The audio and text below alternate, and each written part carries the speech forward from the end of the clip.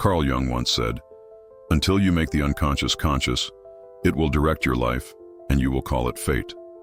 There's a man most people don't notice, but he tries. He really tries.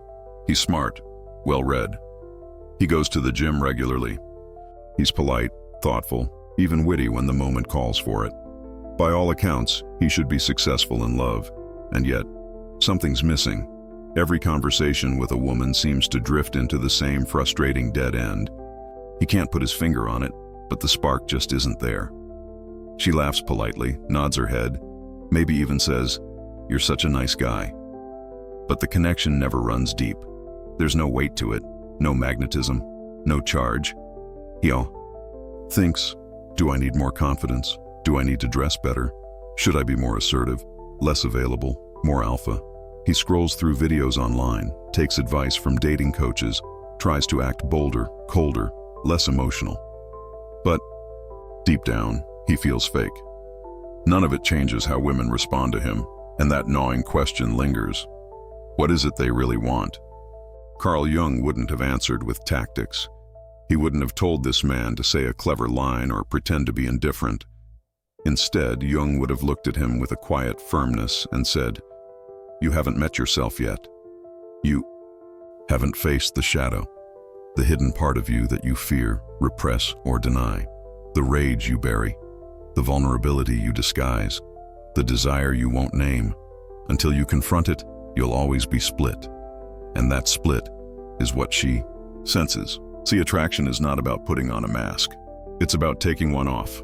Women may be intrigued by confidence, sure, but they're moved, drawn, undone by depth, by a man who doesn't need to dominate the world, because he's already faced the world within.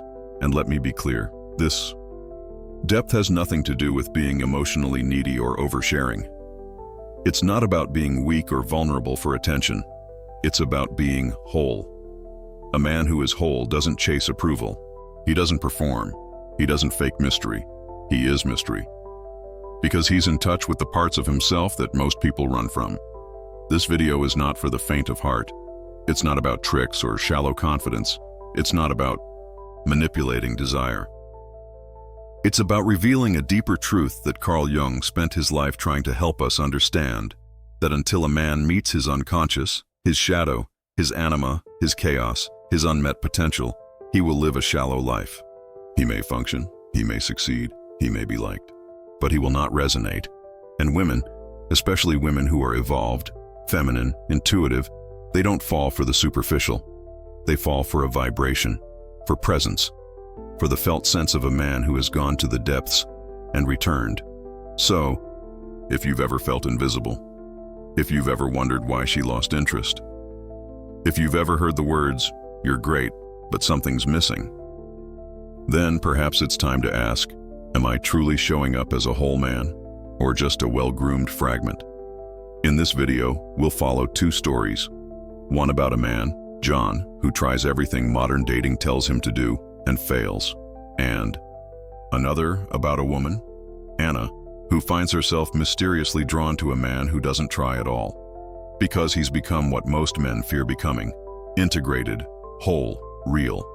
We'll break down the psychological truths Jung revealed about masculine and feminine energy. We'll explore why modern men are lost and what they must reclaim. We'll examine the unconscious forces that shape attraction and how a man can awaken to his true power, not by force, but by awareness. By the end, you'll not only understand women better, you'll understand yourself better. And that is the beginning of all attraction. To know the self so fully that others cannot help but be drawn in. So take a breath, let the masks fall away, and let's begin a journey, not outward, but inward, because the man she can't resist is the man who no longer resists himself. So let's begin, not with a theory, but with a man. A man like many others. A man who tried to do everything right, only to discover that something vital was missing. Something invisible, yet powerful. Something Carl Jung would call the shadow. And, without facing it, no amount of effort can make a man truly magnetic. This is the story of John. Chapter 1. The Failure of John. John had always been told he was a good man. He grew up in a tidy middle-class home with two parents who did their best, though their best often meant keeping feelings locked behind closed doors. His father believed emotions were signs of weakness. His mother rewarded politeness and obedience. From an early age, John learned that approval came from being agreeable, calm, and quiet. He did well in school, rarely got into trouble, and took pride in being easy to manage. Teachers called him well-behaved. Classmates called him nice. And he built his identity around that, the nice guy, the one who never caused problems, the one everyone liked, but no one really noticed. Years later, John graduated from a good college, secured a stable job in a respectable firm, and kept himself fit. He followed self-improvement podcasts, read books about success and communication, and even explored dating advice channels. On paper, he was what many would call high value, and yet, he couldn't seem to connect with women on any meaningful level. His dates followed a predictable pattern. He'd meet someone through a dating app. They'd text a bit, exchange light banter, and set up a casual coffee or drinks meetup. He'd show up on time, smile, compliment her taste in music or books, and ask about her passions. He was polite, respectful, and attentive. But by the end of the night, there would be a subtle shift. He could feel it in her eyes, the way they'd drift slightly when he spoke, the tight smile, the polite but distant, "Thank you. I had a really nice time." Then, silence. No reply. Or worse, the dreaded, "You're a really great guy, but I didn't feel a spark." At first, he shrugged it off. Maybe it was bad luck. Maybe she wasn't in the right headspace. But after the 6th, then the 10th, then the 20th time, a different feeling began to settle in. Despair. He asked himself over and over again, "What am I doing wrong? Why don't they feel anything with me?" He tried to adapt. He studied male psychology, learned about dominance, tried to act more assertive, held stronger eye contact, took control of the conversation, avoided sounding too available, but still, nothing changed. Then he flipped to the other extreme. Openness, vulnerability, emotional availability.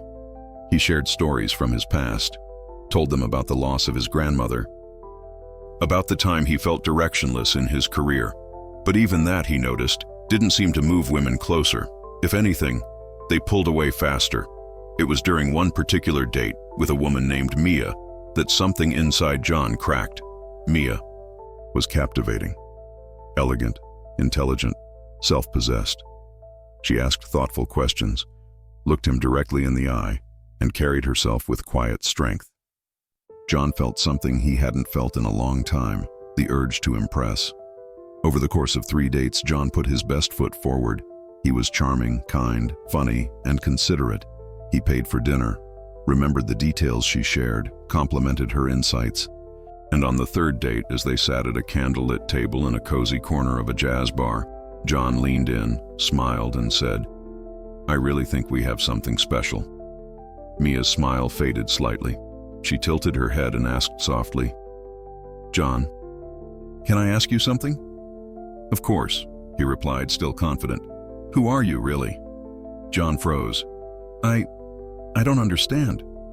"I mean, when no one's watching, when you're not trying to be impressive or agreeable or confident. Who are you then?" He looked at her, uncertain how to answer. I don't know," he admitted. Mia nodded slowly. "I think that's the problem." She didn't say it. Cruelly. She wasn't trying to hurt him. But the words hit harder than any rejection before. 1 week later, she ended things with a gentle message. "You're a wonderful man, kind, safe, but there's no weight, no depth. It's like you're standing in the room, but not really there." John sat with that message for hours. No weight, no depth, not really there. That night, he did something he hadn't done in years. He picked up a pen and opened a blank journal. He wrote just one sentence. "Why don't they feel anything from me?" Then he waited, and in the silence, memories began to rise. He remembered being 8 years old, standing outside his parents' bedroom, hearing muffled shouting behind the door.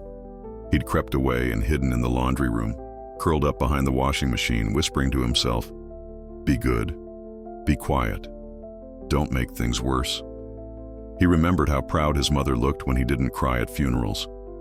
He remembered his father saying, "Real men don't get emotional." He remembered never feeling like he could yell, rage, scream, or say no. All his life, John had been playing the role of the pleasant man, the safe man, the predictable man.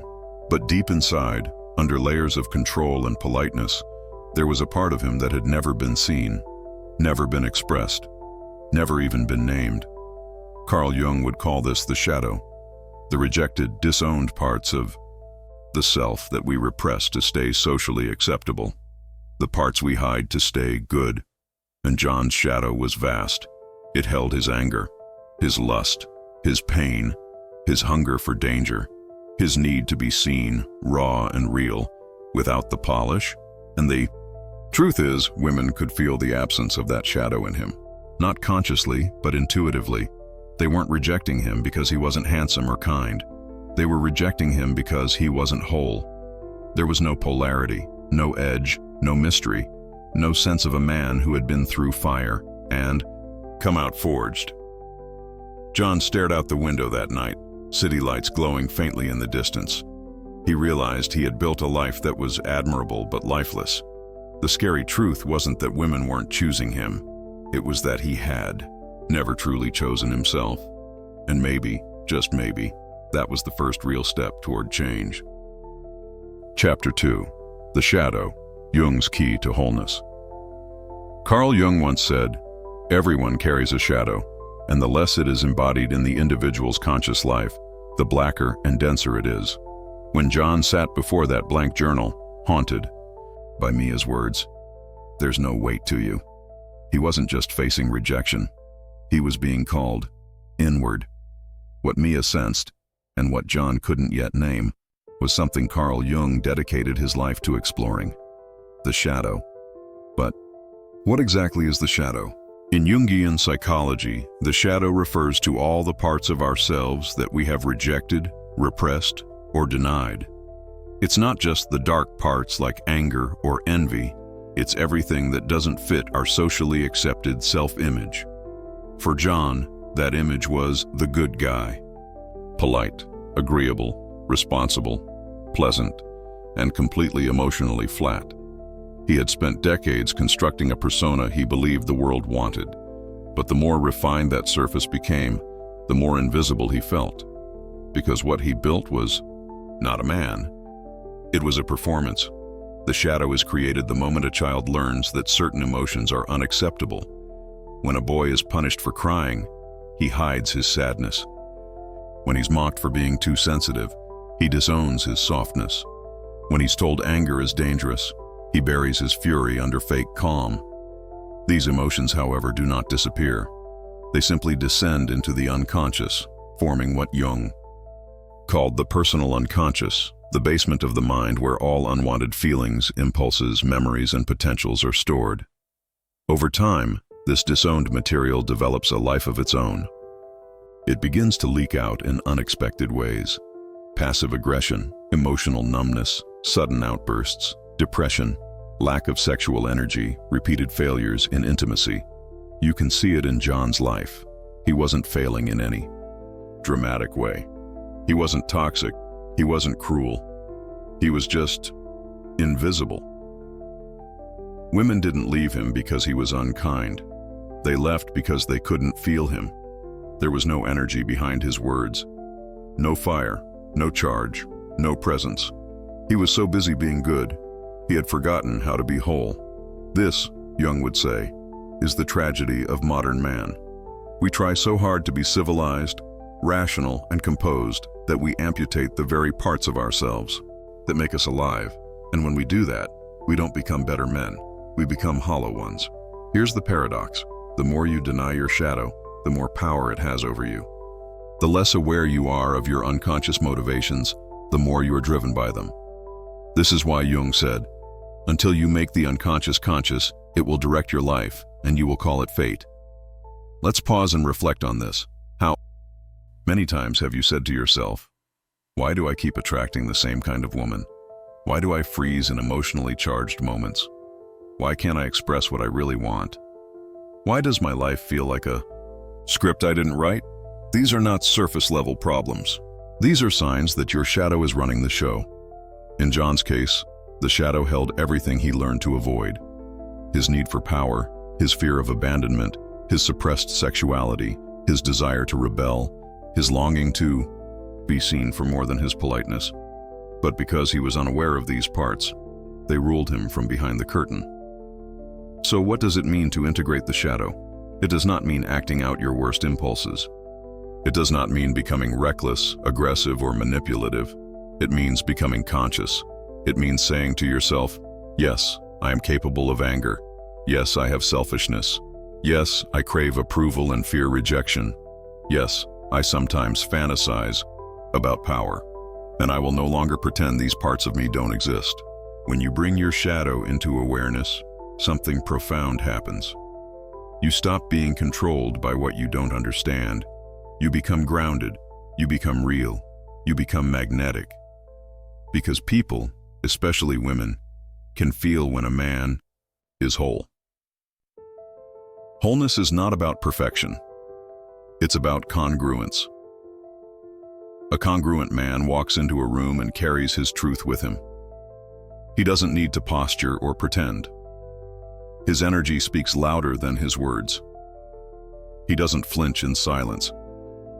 He doesn't crumble under rejection. He doesn't need validation to act from inner clarity. Women respond to this not because it's alpha or dominant, but because it feels real. Realness is rare. Realness is a man who knows himself. This is why Jung insisted that self-knowledge was not a luxury. It was a moral responsibility, because a man who doesn't know himself becomes dangerous. Not in the obvious sense, but in the subtle ways. He becomes needy without realizing it. He manipulates through charm. He resents women but can't admit it. He performs instead of connecting. He suppresses desire until it erupts. He blames others for the void he created. This was John's life, until the silence became too loud to ignore. When he asked himself, why don't they feel anything from me?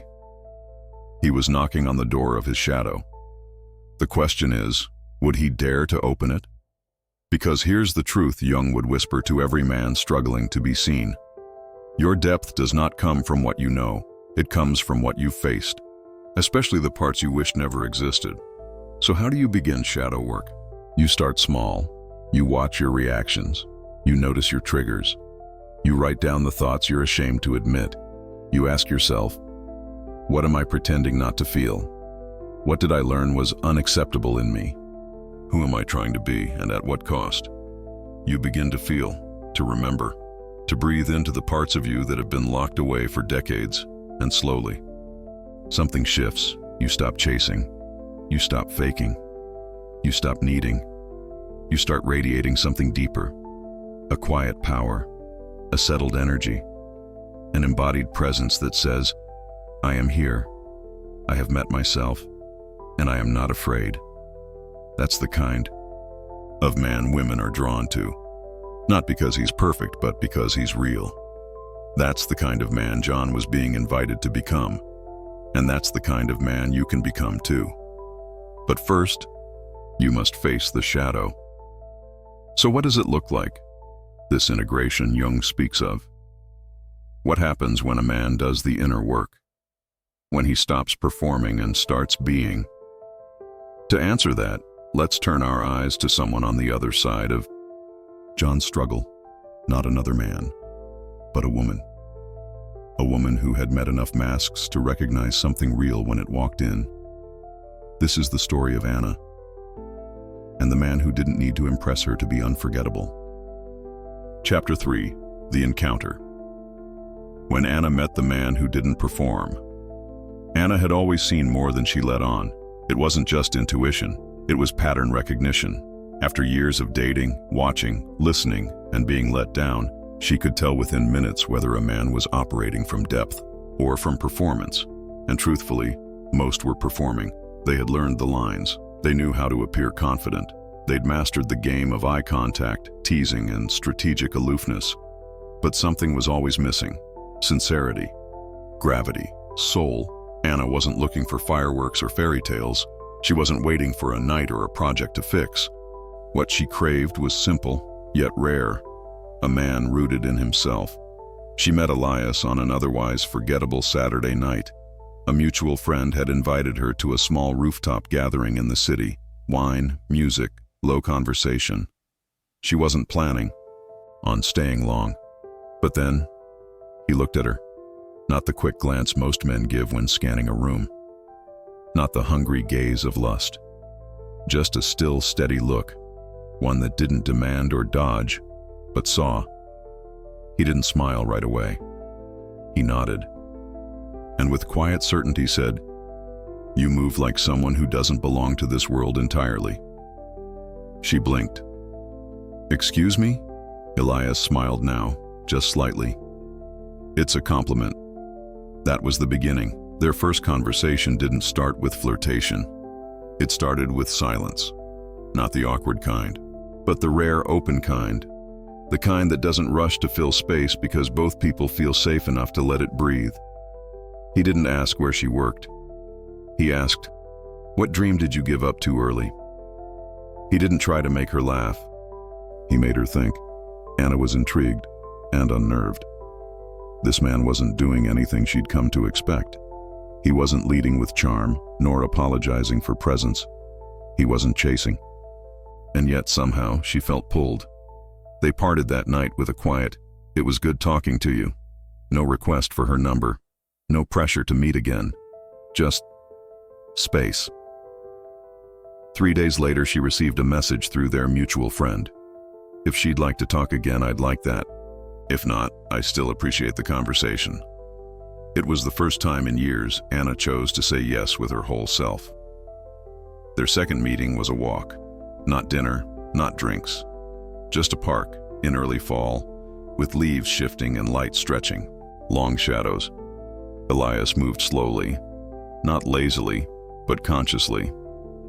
He noticed things: cracks in the pavement, a squirrel watching them, the sound of wind behind the trees. At one point, they sat on a bench, watching a child trying to launch a kite. Elias said, "I used to think strength meant not feeling anything, but I've learned the opposite. Strength is the capacity to stay open, even when it hurts." Anna turned toward him. "So what made you open?" He didn't rush the answer. He looked down at his hands, then said, "Loss. Silence. Screwing up. Things I cared about. Therapy. Sitting with the parts of me I used to hate." There was no shame in his voice, no self-pity, just truth, clean and steady. And in that moment, Anna knew. This was a man who had done the work, not just read the books, not just listened to the podcasts. He had gone in, fallen apart, and put himself back together. She felt herself soften, not because Elias was masculine in the conventional sense, but because he was whole. As the weeks unfolded, Anna found herself drawn to him in ways she couldn't explain. He wasn't more talkative than other men. He wasn't more accomplished or charismatic or conventionally handsome, but he made her feel safe. Not the surface-level safety of someone nice, but the soul-deep safety of someone who wasn't hiding. When she cried, he didn't try to stop her. When she doubted herself, he didn't rush to reassure. He listened. And when she challenged him, he didn't collapse or argue. He responded, fully, clearly, calmly. One evening, lying beside him after making love, Anna asked, "How did you learn to be like this?" He was silent for a moment, then said, "I stopped running." She looked at him. "From what?" He exhaled. "From me. From the angry teenager inside me. From the boy who wanted to scream. From the man who failed people and hated himself for it. I sat with all of it, and I made peace." He turned to her. "That's why I can sit with you now." Anna felt her throat tighten. No one had ever said something like that to her. And more than that, no one had ever meant it. When she brought him around her friends, they couldn't quite name what made him so compelling. "He's quiet," one friend said, "but I couldn't stop watching him. He's not even trying." Another added, "Exactly. Elias wasn't trying. He was being. And that is what made all the difference." Chapter 4, Depth Over Charm, Jung's Secret of Attraction. What made Elias so deeply attractive to Anna? It wasn't his looks. It wasn't charm. It wasn't status. It was something harder to define, but impossible to ignore. It was depth. That felt sense of a man who is not just there physically, but present with all of himself. Carl Jung would say it was the power of a man who has become whole. Jung didn't believe we were born complete. He believed we are born with potential, a psychological blueprint filled with light and shadow, clarity and confusion, instincts and intuition. To become ourselves fully, we must walk through a process he called individuation, the gradual integration of all the parts we've hidden, rejected, or misunderstood. And this journey begins when a man no longer seeks to impress the world, but to understand himself. For Jung, this meant confronting what lies beneath the surface, the parts of the psyche we try to deny, the boyhood wounds, the parental voices still echoing, the urges we shame, the fears we rationalize. Together, these become the shadow, the unconscious aspects of ourselves we've disowned to survive, to be accepted, to feel safe. But there is another figure in this inner landscape, the anima. The anima is what Jung described as the internal feminine aspect within every man. It is not femininity in the cultural sense. It is a symbolic presence, a voice, an energy, an inner bridge to the emotional world, to soul, to intuition and feeling. The man who has not met his anima will search endlessly for her outside of himself. He will chase women not as companions, but as medicine, to soothe, to complete, to fix the absence within. And this is where relationships often go wrong. Because when a man sees a woman as his emotional salvation, she feels it. She feels the weight of his unresolved inner world, unconsciously placed at her feet. And while she may try at first to meet him with kindness, eventually the imbalance becomes too much. She leaves, not because he's bad, but because he's not rooted. Elias had met his anima, not in some mystical way, but through years of silence, of emotional honesty, of stillness. He didn't need Anna to give him meaning. He wasn't asking her to carry his pain. He had done the work. He owned his feelings. And that ownership made room for something rare in a man, emotional containment without suppression. That's what made her melt. Not just his calm, but the truth behind it. Jung believed real masculinity is not loud. It is not aggressive. It is not postured or performed. It is conscious presence. It is the ability to stay with pain, with uncertainty, with a woman's emotion, with one's own. Longing without flinching, fixing, or fleeing. Presence is the currency of depth, and depth is magnetic. When a man becomes deeply aware of his own psyche, his patterns, his wounds, his inner dynamics, he develops something more powerful than charm. He develops resonance. People feel his words not because they're clever, but because they are backed by truth. His silence becomes just as meaningful as his speech. His energy speaks before his mouth does, and the feminine, being attuned to emotional undercurrents, feels it immediately, not with logic, but with her body, her intuition, her nervous system. You may wonder, how does this apply to ordinary men? It's not about becoming a guru or philosopher. It's about honesty. It's about choosing to stop living as a mask. It's about slowing down enough to ask yourself real questions. What part of me am I avoiding? What emotion scares me most to feel? Where am I pretending to be confident? What do I still blame women for that actually comes from my past? It's about beginning, even clumsily, to take emotional responsibility. To feel, to stop chasing approval, to sit with shame, to listen to your own anger, not act on it blindly, but understand what it points to. As Jung once wrote, One does not become enlightened by imagining figures of light, but by making the darkness conscious. That darkness is not evil. It's the part of you that wasn't allowed to speak. It's the crying boy, the silent teenager, the man who never said no, the one who tried too hard and was still unseen. When you turn toward that darkness, you begin to reassemble the parts of yourself that were scattered across time. And when those parts come home, you no longer seek a woman to complete you. You meet her from wholeness. And, she feels it. The modern world often teaches men to become more appealing by becoming more polished. Jung would challenge that entirely. He would say, don't polish, integrate, don't act confident, become congruent, don't suppress your shadow. Bring it into the light with compassion, because only then will your presence become an invitation. Only then will your energy feel safe. Only then will the feminine open. Not because you've conquered her, but because you've conquered yourself. And isn't that what we all crave? To be met, to be seen, not just for our surface, but for our soul. To sit across from someone who doesn't flinch when we reveal our truth. To love without the performance. To be loved without the mask. That's not fantasy. That's what happens when depth becomes more important than charm. That's what Elias lived. That's what Anna recognized. And maybe, just maybe, that's the kind of man every woman is quietly hoping will walk through the door. Not with grand gestures, but with stillness, with self-knowing, with a heart no longer afraid to feel. Because, in the end, it's not your cleverness that draws her closer, it's your clarity, it's your depth, it's your truth, and all of that begins inside.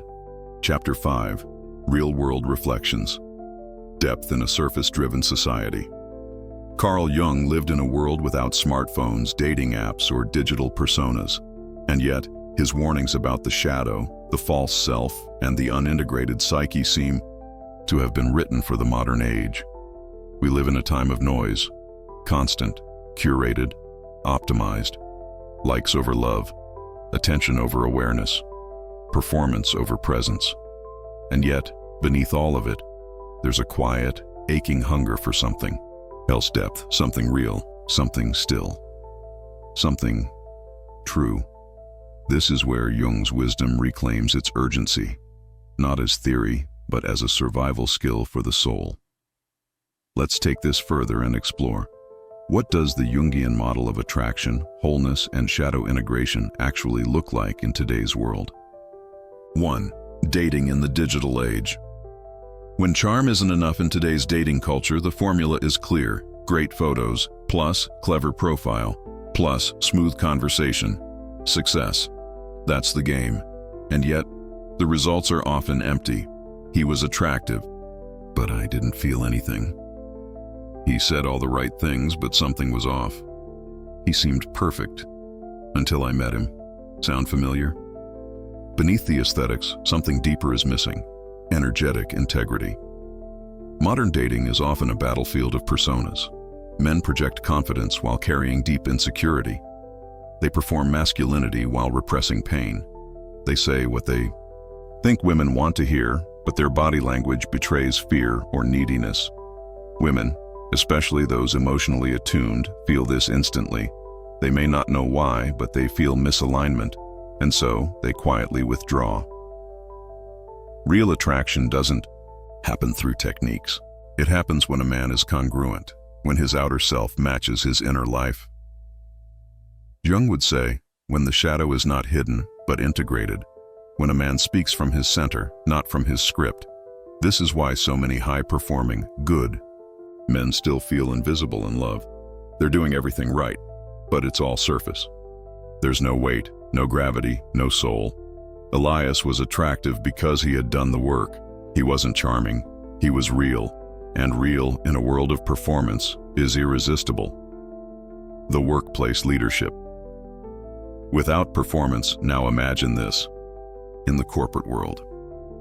In most offices, masculinity is reduced to two extremes: the aggressive, hyper-confident dominator, or the passive, approval-seeking doormat.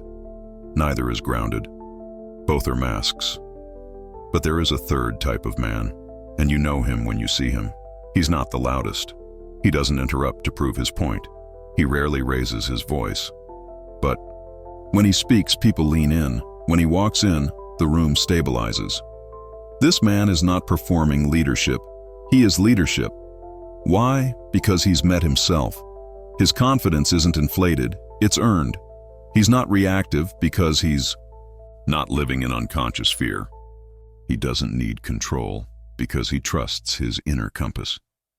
Jung would describe this man as someone who has integrated his ego and shadow, someone who has moved beyond the compulsive need to prove. In modern work culture, this becomes an unfair advantage. He communicates calmly, even under pressure. He owns mistakes without crumbling. He delegates with clarity, not insecurity. He doesn't seek credit, he seeks results. And most importantly, he brings presence to the space. In a world driven by productivity, this kind of still, integrated energy is powerful because it restores human dignity.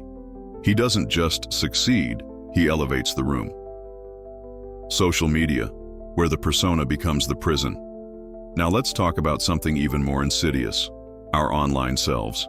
Instagram, TikTok, Twitter, LinkedIn, places where we curate a version of ourselves that's likable, marketable, and profitable. We build brands, we gain followers, we polish. But Jung warned us, the persona is a mask for the collective psyche. The danger is that you become identical with it. In other words, you begin to believe you are what you pretend to be, and when that happens, the real self, the scared, raw, unsure, longing, complicated you, gets pushed further into the dark. This is how the modern man becomes numb. He posts motivational quotes while privately breaking down. He shares relationship advice while feeling chronically unloved. He flexes wealth and discipline while quietly asking, "Why do I feel nothing?" The answer? The shadow. He's abandoned the part of himself that's messy, that doesn't look good in photos, that doesn't go viral. But that part is where his soul lives. So how do you show up online with depth? You don't overshare. You don't become dramatic. You become intentional. You pause before posting. You ask, am I sharing truth or seeking applause? You speak from felt experience. You don't edit your emotional honesty out of fear. Sometimes depth online looks like less noise, less performance, more silence, more weight behind. Fewer words. The man who does this will never be the most followed, but the people who do follow him will feel seen. Male friendships. Beyond banter into brotherhood. One of the quietest epidemics of the modern world is male loneliness. Men gather to watch sports, play games, drink whiskey, but how many talk about their inner lives? About shame, about heartbreak, about trauma, about the shadow? Very few. Why? Because most men are raised with silent codes. Don't cry. Don't need. Don't talk about what hurts. But Jung's work demands the opposite. It says, go inward, go deep, go honest. This is not weakness, this is initiation. The beginning of real brotherhood isn't shared hobbies. It's shared truths. Imagine a group of men sitting around a fire, not posturing, not performing, just being. One says, I've spent my whole life trying to prove I'm enough. Another adds, I feel more alone in my marriage than I ever expected. No advice, just presence. This is healing. This is integration. And when men gather this way, they change, not just individually, but collectively. Because one man's courage to speak truth unlocks the freedom for others to do the same. Alone with yourself, the most important mirror, but the deepest application of Jung's work isn't in relationships or work or media. It's in the quietest room of your life, the one where no one sees you, where your phone is off, where there is no audience, just you. This is the space most men avoid, because in that space, the shadow knocks, and the questions come. Do I even like who I've become? Am I doing this for me or for approval? What am I trying to distract myself from? Who would I be if I stopped performing? Most run from these questions, but the few who stay, who sit with them, who feel the tightness, the fear, the grief, those men begin to shift. They stop living from the ego. They start living from essence, and slowly they return to clarity, to stillness, to the parts of themselves that were never broken, only buried. This is the place where depth is born. This is where attraction becomes inevitable, because the man who can face himself no longer needs others to do it for him. And when he meets a woman, he doesn't seek salvation. He offers recognition.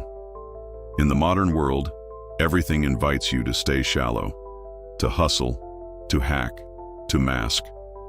But Jung offers a different invitation. The most terrifying thing is to accept oneself completely, and that is where the real man begins. Chapter 6, The Inner Path, 3 Steps to Becoming the Man.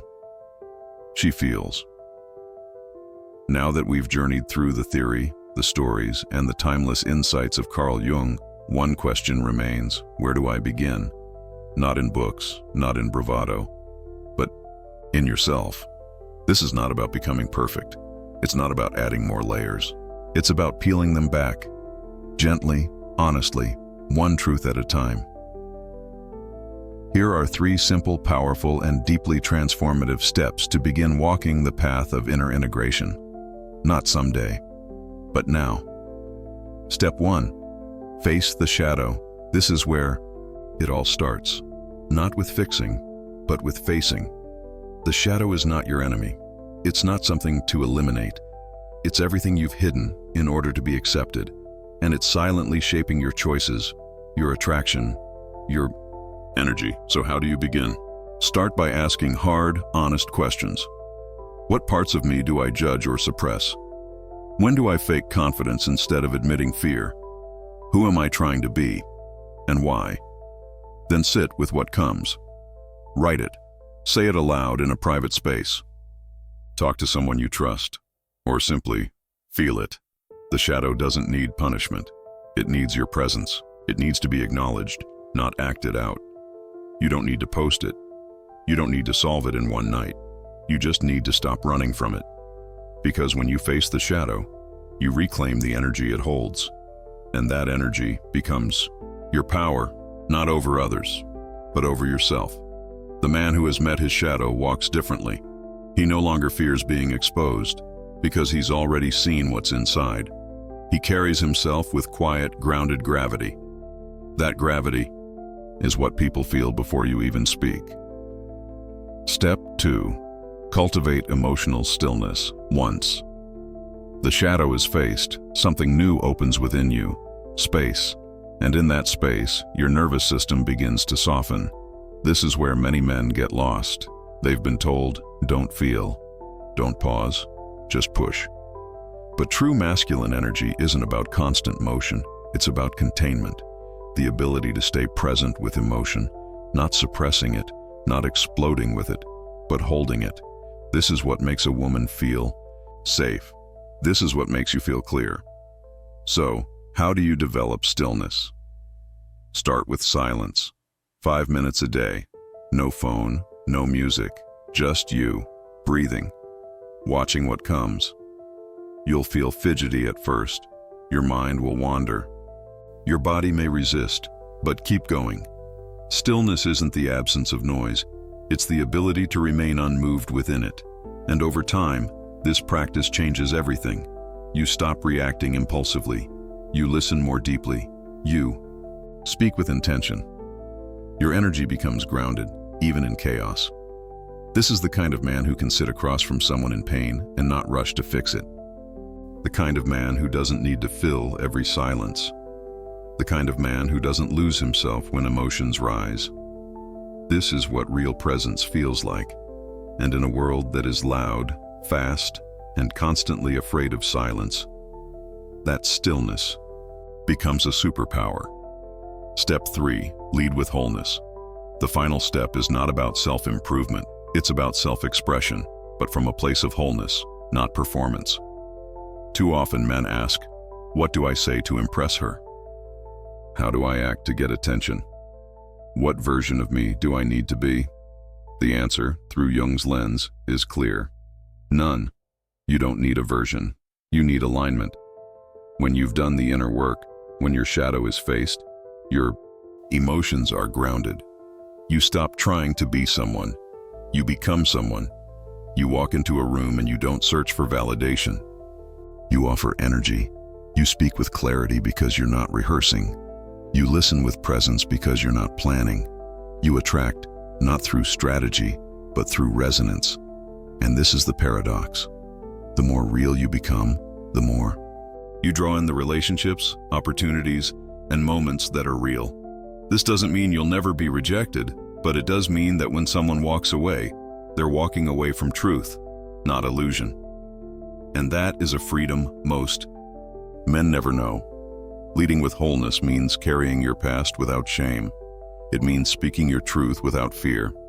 It means choosing women not because they validate you, but because they see you. And when you meet someone from that space, the connection will feel different. Grounded, mutual, electric without effort. That is depth. That is masculine presence. That is Jung's vision in action. You don't need to change overnight. You don't need to be healed to begin. You just need to take one honest step inward, then another, not to become someone new, but to return to who you already are, beneath the mask. The man she can't resist? He's not. Out there, he's within, waiting to be seen by you first. Chapter 7. Return to the depth, a quiet invitation. By now, you've heard two stories, one of a man named John, who followed every rule, checked every box, and still walked away alone. And another, Elias, who by doing something most men never do, became the kind of presence a woman doesn't forget. We've walked through Jung's map of the human soul, from the persona to the shadow, from unconscious projection to conscious embodiment, from seeking love to becoming love. But now, as we near the end, I want to ask you something simple. What is it you're really searching for? Not just in relationships, not just in dating or success, but in yourself. Is it clarity, peace, a sense of wholeness you can't quite explain? Whatever your answer is, I can promise you this. You won't find it in tactics, not in pretending to be alpha, not in optimizing your profile, not in mimicking the words of someone else. You'll find it in the one place most people never look: within. You see, the man the world often praises is the one who plays the role well. But the man the soul recognizes is the one who dared to stop playing altogether. That's what Elias did, and that's what you can do too. Not to impress anyone, not to win a woman, but to return to yourself, to the man you were before the mask, before the world told you who you had to be, before you learned to suppress your needs, your voice, your emotions. That man is still there, beneath the polish, beneath the performance, beneath the pain, and he's not broken. He's not weak. He's not behind. He's simply waiting for you to stop running, to sit with him, to listen, to feel. Yes, feel that thing you were taught to avoid. The fear, the rage, the sadness, the longing. All of it is sacred. All of it is you. And when you finally allow it to be seen, something powerful happens. You stop seeking others to complete you. You stop bending who you are to be liked. You stop chasing love as a reward. And you begin to move differently. Not louder, but deeper. Not faster, but more clearly. And women, especially women like Anna, feel that shift. Not because you've said something clever, but because your energy has weight. That's what Jung meant by individuation. Not that you become perfect, but that you become whole. You carry your darkness without shame. You lead with truth, not tactics. You love without losing yourself. You show up in the world as someone who's been tempered, not just trained. Someone who no longer flinches in silence. someone who can hold presence, not just with others, but with your own chaos. And in doing so, you give others permission to do the same. That's power. That's what the modern world is dying for. Not more noise, but more depth. Not louder men, but truer ones. So if you're asking, what do I do next? Here's the quiet truth. You don't need more tips. You don't need a 5-year plan. You need a mirror, a journal, a room with no noise, a few minutes of radical honesty. You need to ask, what part of me have I ignored? What emotion do I run from most? What truth have I been afraid to say out loud? And then, breathe. Don't fix it. Don't explain it. Just let it be seen. That's how it begins. And if you do this, if you truly commit to depth, not as a strategy, but as a way of life, you will begin to attract differently. Not because you've changed what you say, but because you've changed where you speak from ego to essence, from fear to freedom, from mask to man. So today you stand at a quiet crossroads. You can keep polishing the image, or you can begin the journey inward. It won't be easy. It won't be quick, but it will be real. And that's what she's been waiting for. Not for a fantasy, not for a fixer, not for a finished product, but for a man who knows his own depths and isn't afraid to bring her there too. So go gently, but go. The man you're becoming isn't out there. He's right here, waiting for you to see him.